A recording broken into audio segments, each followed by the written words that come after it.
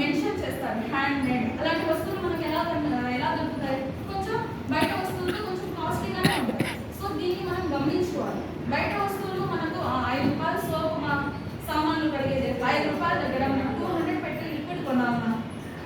So decision అనేది మన చేతిలో ఉంది. ఒక 5 రూపీస్ వస్తువు కొని మనం ఏం చేస్తున్నామంటే ఇండైరెక్ట్ గా హాస్పిటలైజ్డ్ ఎక్కువ అవుతుంది, హాస్పిటల్స్ చుట్టూ తిరగడం ఎక్కువ అవుతుంది. అదే మనం ఏ జబ్బు లేనటువంటి డబ్బులు ఇలా ఇండైరెక్ట్ గా హాస్పిటల్ కని వేయకుండా మనం కొనే వస్తువే మంచిది క్వాలిటీ ప్రోడక్ట్ కొంటే, ఒక బ్రాండెడ్ ప్రోడక్ట్ కొంటే ఏమవుతుంది అక్కడ మన హెల్త్ బాగుంటుంది. సరే వేసేస్తాం కూడా, చీప్ వస్తువులు కొంటాము, హాస్పిటల్స్ కి డబ్బులు వేసేస్తాం కూడా అనుకోండి.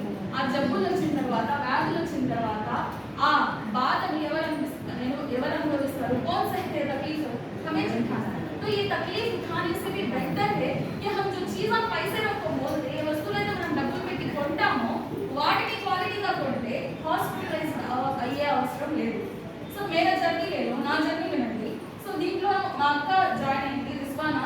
తను ప్రెసెంట్ స్టార్ డైరెక్టర్. తన ఇన్కమ్ దగ్గర 33,000 per month తను ఎర్న్ చేస్తున్నారు ఇన్కమ్. సో తను జాయిన్ అయ్యి నాకు రిఫరెన్స్ చేసింది. ఇదైతే నేను వినలేదా ఇంతకు ముందు అయితే 2018లోనే వెస్టేజ్ గురించి విన్నాను. బట్ సేమ్ ఇక్కడ అందరూ ఎలా అనుకుంటున్నారో అలాగే బ్యాడ్ ఒపీనియన్. అంటే అవి చాలా ఎక్కువ ఐటమ్స్ నాకు అంటే వెస్టేజ్ నేను జాయిన్ అవ్వను అనేసి రిజెక్ట్ చేశాను. అప్పుడు మా ఫాదర్ జాయిన్ అయ్యారు ఇందులో. సో రిజెక్ట్ చేశాను, అది అయిపోయింది, వదిలేసాము. చాలా లాంగ్ అయిపోయింది. మళ్ళీ రీసెంట్గా లాస్ట్ ఇయర్ మా అక్క జాయిన్ అయింది. తను చేస్తుంది, నా ముందే ఎదుగుతుంది. తను మంచి శాలరీ కూడా ఎర్న్ చేస్తుంది.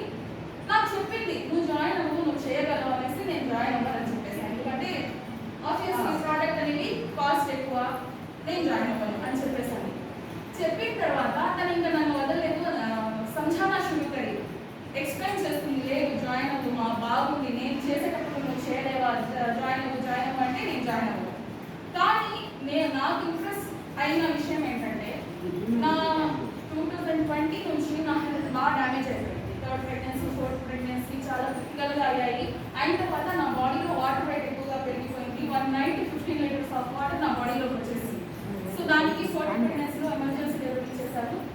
నా గురించి తెలిసిన వాళ్ళకి ఈ విషయం తెలుసు. సో అలా వాటర్ వెయిట్ వచ్చేసినప్పటి నుంచి 2022 నుంచి ఆల్మోస్ట్ నా ఫింగర్స్ అనేవి ఇలా ఫోల్డ్ అవ్వలేదు. నీళ్ళు వచ్చేసి ఉట్టిపోయిన తర్వాత ఫింగర్స్ ఫోల్డ్ అవ్వడం అంటే చాలా కష్టమైన పని. హాస్పిటల్స్ తిరిగాం, మా అత్తగారు ఇక్కడ ఉన్నారు, మా అత్తగారితో కలిసి ఎన్నో హాస్పిటల్స్ తిరిగాను.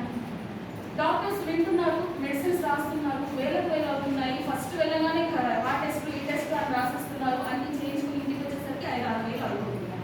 కానీ నాకు రిజల్ట్ ఏం దొరకల. సరే దేనికోసం ఇలా ఉంది, దీనికి అసలు ఏంటి పరిష్కారం అంటే డాక్టర్స్ ఏం చెప్పడంలా, మెడిసిన్స్ రాసిస్తున్నారు, ఇచ్చేస్తున్నారు. వాడి అలసిపోయారు.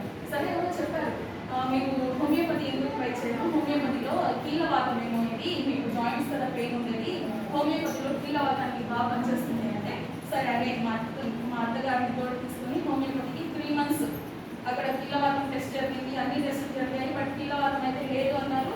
యూజ్ చేయండి బాగా బట్ యూజ్ చేశాము, నో రిజల్ట్ అక్కడ కూడా. సరే ఈసారి ఎవరో చెప్పారు ఏంటంటే హెర్బల్ లైఫ్ వాడండి, దాంట్లో క్యూర్ లేని ఏ వ్యాధైనా సరే క్యూర్ అయిపోతుంది అనేసి హెర్బల్ లైఫ్ వాళ్ళు చెప్పారు. ఈసారి ఇన్వెస్ట్మెంట్ ఎక్కువ, बहुत पैसे रखती हूँ, महीने को 8,000 హెర్బల్ లైఫ్ के दवे महीने को 8,000 8,000 అంటే నమ్మకం పెరుగుతుంది కదా.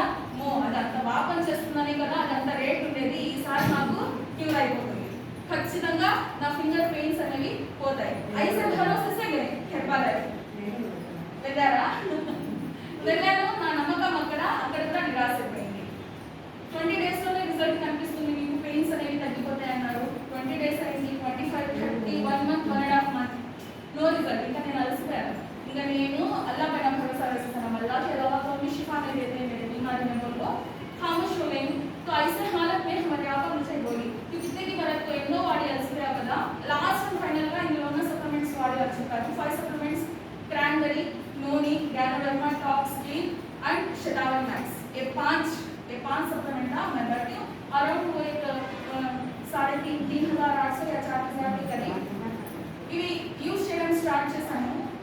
2 weeks కే నా పెయిన్స్ అనేది తగ్గిపోయాయి. నేను అబ్జర్వ్ చేయలేదు, ఎందుకంటే నాకు మా పని అంతా మనకు లేడీస్కి ఎప్పుడు ఉంటుంది, మార్నింగ్ లంచ్ ప్రిపేర్ చేయడము, పిల్లలకి carriage ready. So morning work చేసేటప్పుడు ఏడ్ చేసేదాన్ని. మా హస్బెండ్ నా ఏడుపు చూడలేదు, నాకు మిక్సీ కూడా కొనిచ్చారు.